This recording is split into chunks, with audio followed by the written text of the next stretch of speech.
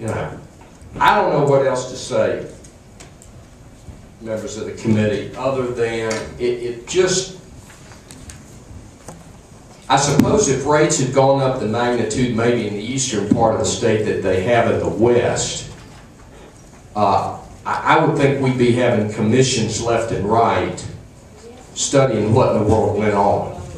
The Electric Utility Regulatory Commission that was set up to oversee, you know how many times they met last year? 0. With a 60% increase in power rates. Is the problem of not such a magnitude that we don't even think we need to take a look at it?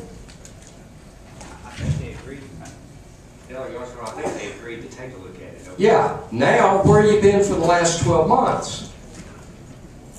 You know, I for the life of me, well, let me conclude with this.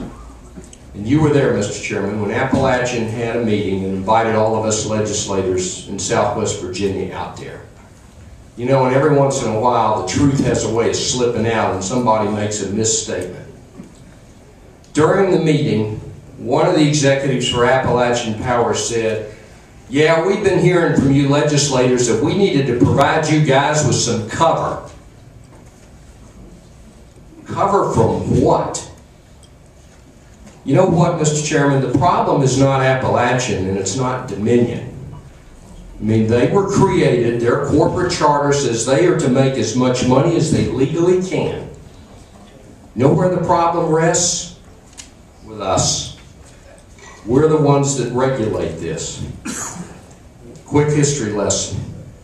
Back in the early part of the last century, the General Assembly set rates for cargo on railroads.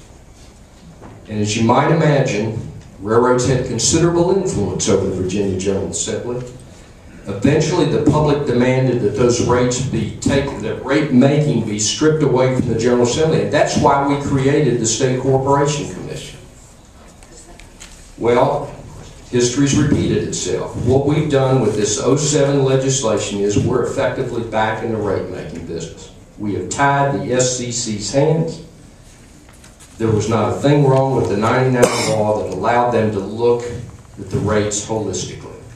And we've made a grave error and have done a grave disservice to the people of this Commonwealth when we implemented the 07 law. We've got an opportunity to correct it. We can't turn back the clock and undo the vote, but we can't undo what we've done.